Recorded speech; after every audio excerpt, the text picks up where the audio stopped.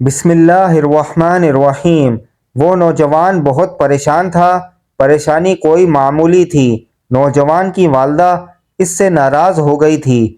انہوں نے کھانا پینا، بات چیت سب بند کر دی تھی۔ ماں کی ناراضگی کی وجہ یہ تھی کہ نوجوان نے ایک نیا مذہب اسلام قبول کر لیا تھا۔ 3 دن ہونے کو آئے تھے اور ماں نے نہ کوئی چیز کھائی تھی نہ پانی پیا تھا۔ ان کا کہنا یہ تھا کہ بیٹا جب تک اسلام کو ترک نہ کرے گا میں نہ کھاؤں گی، نہ پیوں گی، نہ اس سے بات کروں گی۔ نوجوان کو اپنی ماں سے بہت محبت تھی۔ ماں سے تو سبھی محبت کرتے ہیں، ماں ہے ہی ایسی پیاری ہستی، اپنی اولاد کے لیے اپنا سب کچھ قربان کر دینے والی ہے۔ نوجوان کو اس بات کا دکھ تھا کہ ماں اس کی بات سمجھ نہیں رہی تھی، لیکن وہ اسلام کو چھوڑنا بھی نہیں چاہتا تھا۔ آخر نوجوان اپنی ماں کے پاس گیا اور کہنے لگا، ماں آپ مجھے بے حد عزیز ہیں، لیکن آپ کے قالب میں خواہ 1000 جانیں ہوں اور ایک ایک کر کے ہر جان نکل جائے تب بھی میں اسلام نہیں چھوڑوں گا۔ بیٹے کے منہ سے یہ بات سن کر ماں حیران رہ گئی، لیکن جب بیٹے نے اسلام کی باتیں دل نشین انداز میں بیان کرنی شروع کی تو ماں کا دل پگھل گیا۔ دین اسلام کی کشش انہیں بھی کھینچ لے گئی اور وہ بھی دائرہ اسلام میں شامل ہو گئیں۔ اسلام کے عشق سے سرشار یہ نوجوان تھے حضرت سعد بن ابی وقاص رضی اللہ تعالی عنہ، جو حضور نبی کریم صلی اللہ علیہ وآلہ وسلم کے ان قابل رشک 10 صحابہ کرام رضوان اللہ علیہم اجمعین میں سے ہیں جنہیں رسول اللہ صلی اللہ علیہ وآلہ وسلم نے دنیا ہی میں جنت کی خوشخبری سنا دی تھی۔ ان صحابہ کرام کو عشرہ مبشرہ کہا جاتا ہے۔ آپ رضی اللہ تعالی عنہ کا نام سعد اور کنیت ابو اسحاق ہے، جو آپ رضی اللہ تعالی عنہ کے بڑے صاحبزادے اسحاق کے نام پر رکھی گئی ہے۔ آپ رضی اللہ تعالی عنہ کو سعد بن ابی وقاص اس لیے کہا جاتا ہے کہ آپ رضی اللہ تعالی عنہ کے والد محترم مالک بن وہیب کی کنیت ابو وقاص ہے۔ آپ رضی اللہ تعالی عنہ کا تعلق قبیلہ بنو زہرہ سے ہے اور آپ رضی اللہ تعالی عنہ کا سلسلہ نسب 5ویں پشت میں حضور نبی کریم صلی اللہ علیہ وآلہ وسلم سے جا کر ملتا ہے۔ رسول اللہ صلی اللہ علیہ وآلہ وسلم کی والدہ ماجدہ بھی قبیلہ بنو زہرہ سے تھیں اور حضرت سعد رضی اللہ تعالی عنہ کے والد ابو وقاص کی چچا زاد بہن تھیں۔ اس لحاظ سے ابو وقاص رشتے میں حضور اکرم صلی اللہ علیہ وآلہ وسلم کے ماموں ہوتے تھے اور حضرت سعد ماموں زاد بھائی۔ جب اللہ تعالی نے حضرت محمد مصطفیٰ صلی اللہ علیہ وآلہ وسلم کو نبوت کے منصب پر سرفراز کیا تو حضرت سعد رضی اللہ تعالی عنہ اپنی عمر عزیز کی 17 بہاریں دیکھ چکے تھے۔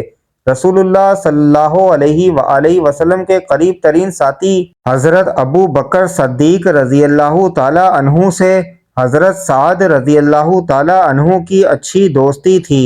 حضرت سعد رضی اللہ تعالی عنہ نے جب نئے مذہب اسلام کا ذکر سنا تو اس کے بارے میں جاننے کی خواہش ظاہر کی۔ دل نے حق کی پکار پر لبیک کہا اور آپ حلقہ بگوش اسلام ہو گئے۔ آپ کا شمار اسلام قبول کرنے والے پہلے 7 خوش نصیب افراد میں ہوتا ہے۔ اسلام کے ابتدائی دور میں حضور نبی کریم صلی اللہ علیہ وآلہ وسلم کو اپنے اسلام کو ظاہر نہ کرنے کا حکم تھا تو حضرت سعد رضی اللہ تعالی عنہ دیگر صحابہ کرام رضوان اللہ علیہم اجمعین کے ساتھ مکہ مکرمہ کی قریبی پہاڑیوں یا سنسان گھاٹیوں میں نکل جاتے اور وہاں چھپ چھپ کر نماز ادا کرتے۔ ایک دن چند مشرکین اس طرف آ نکلے۔ انہوں نے جو ایک ناموس طریقہ عبادت کو دیکھا تو لگے چھیڑ چھاڑ کرنے میں۔ حضرت سعد رضی اللہ تعالی عنہ نوجوان تھے، خون جوش میں آ گیا۔ قریب ہی اونٹ کی ہڈی پڑی ہوئی تھی۔ آپ رضی اللہ تعالی عنہ نے وہ اٹھا لی اور ایک مشرک پر حملہ کر دیا۔ ہڈی کی ضرب سے مشرک کا سر پھٹ گیا اور خون بہنے لگا۔ حضرت سعد رضی اللہ تعالی عنہ وہ پہلے مسلمان ہیں جن کے ہاتھ سے اسلام کی حمایت میں کسی کا خون بہا۔ حضرت سعد رضی اللہ تعالی عنہ کو یہ فخر بھی حاصل ہے کہ جب رسول اللہ صلی اللہ علیہ وآلہ وسلم اور ان کے اہل خاندان کو کفار نے 3 سال تک شعیب ابی طالب کی گھاٹی میں محصور کر دیا تو حضرت سعد رضی اللہ تعالی عنہ بھی حضور صلی اللہ علیہ وآلہ وسلم کے ساتھ تھے۔ یہ 3 سال بڑے کٹھن تھے، کئی دن بغیر کچھ کھائے پیے گزر جاتے تھے۔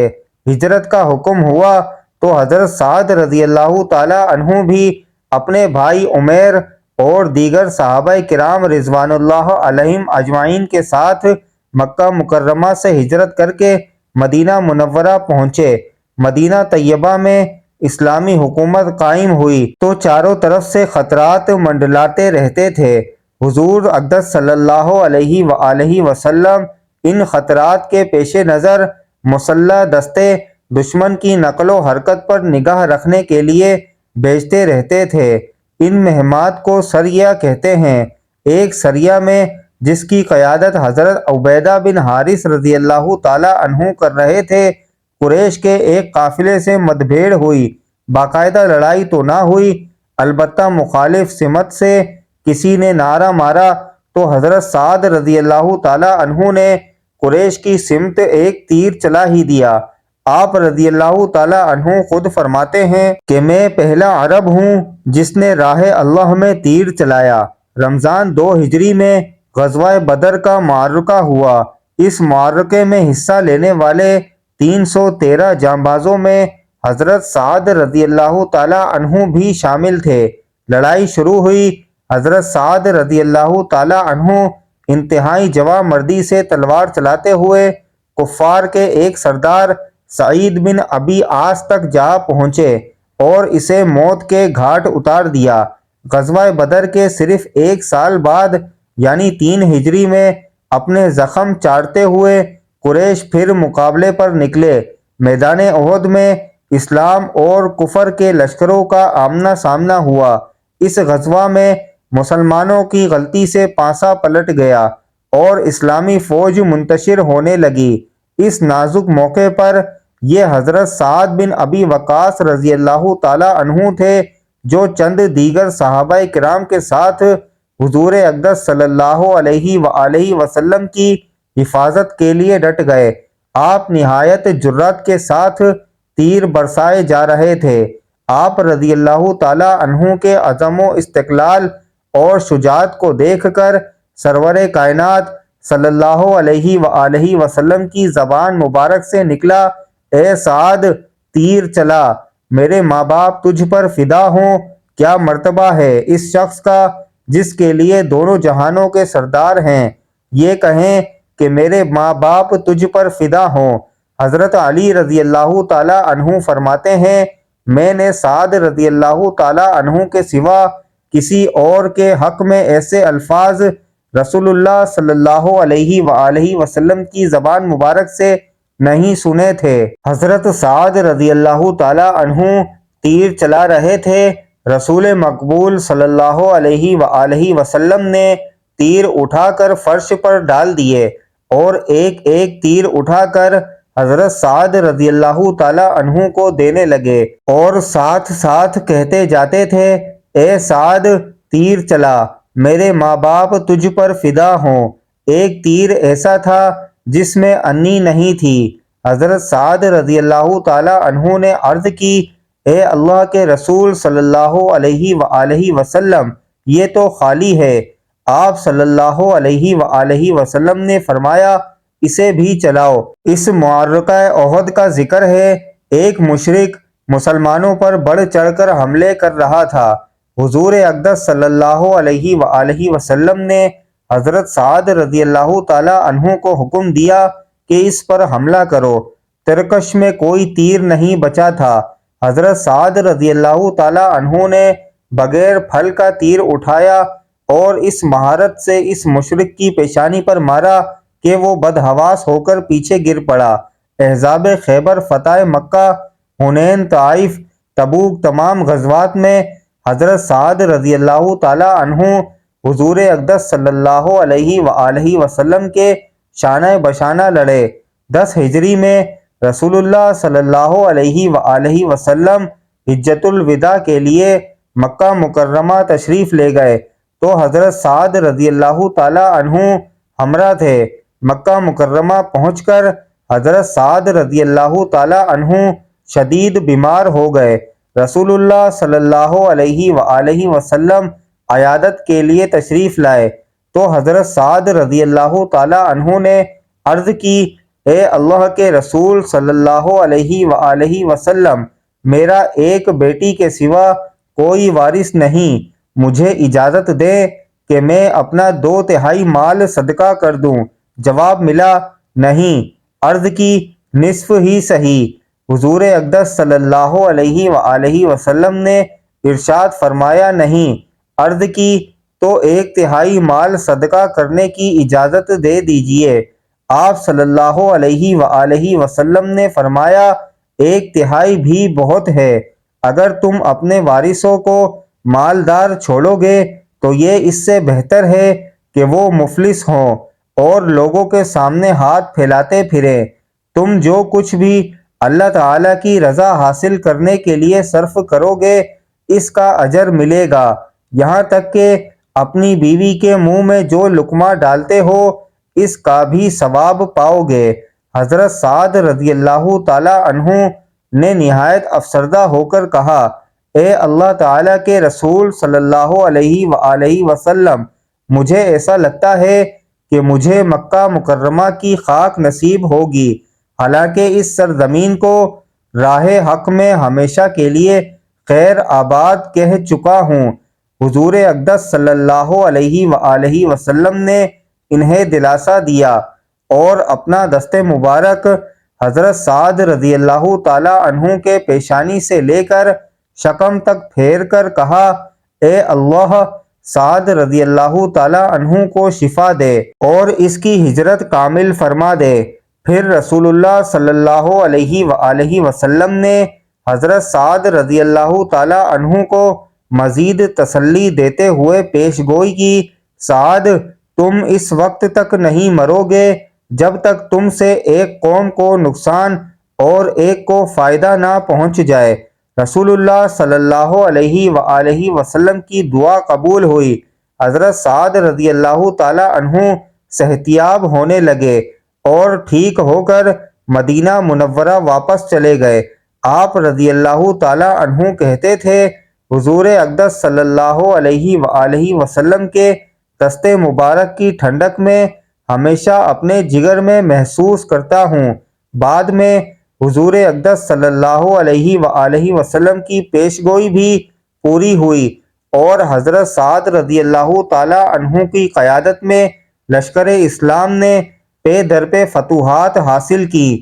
حضرت عمر رضی اللہ تعالی عنہ کے دور سے پہلے ہی مجوسی ایرانیوں سے مسلمانوں کی کشمکش کا آغاز ہو چکا تھا، چنانچہ حضرت عمر رضی اللہ تعالی عنہ نے ایک بڑی فوج تشکیل دی اور حضرت سعد بن ابی وقاص رضی اللہ تعالی عنہ کو اس فوج کا سپہ سالار مقرر کیا۔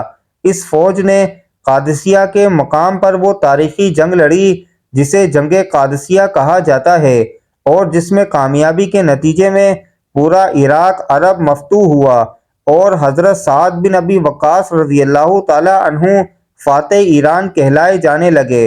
حضرت سعد بن ابی وقاص رضی اللہ تعالی عنہ کی پاکیزہ سیرت و کردار تاریخ اسلام کا ایک روشن باب ہے۔ آپ رضی اللہ تعالی عنہ دین کا گہرا فہم رکھتے تھے۔ رسول اللہ صلی اللہ علیہ وآلہ وسلم کے ساتھ رہنے کی وجہ سے آپ کو علم کی دولت وافر مقدار میں نصیب ہوئی۔ آپ نے رسول اللہ کی 215 احادیث روایت کی ہیں جن میں سے 15 متفقہ علیہ ہیں۔ حضرت عمر رضی اللہ تعالی عنہ فرماتے تھے کہ جب سعد بن ابی وقاص رضی اللہ تعالی عنہ حضور اقدس صلی اللہ علیہ وآلہ وسلم سے کوئی حدیث روایت کریں تو پھر اس کے متعلق کسی دوسرے سے مت پوچھو۔ آپ رضی اللہ تعالی عنہ کی زندگی آپ کی قلب پاکیزہ کا عکس تھی۔ نہایت کثرت سے روزے رکھتے تھے۔ رات ہوتی تو رسول اللہ صلی اللہ علیہ وآلہ وسلم کا یہ صحابی اپنے رب کی بارگاہ میں کھڑا ہو جاتا۔ نماز کے لیے کھڑے ہوتے تو خشیت الہی سے جسم لرزنے لگتا اور چہرے کی رنگت بدل جاتی۔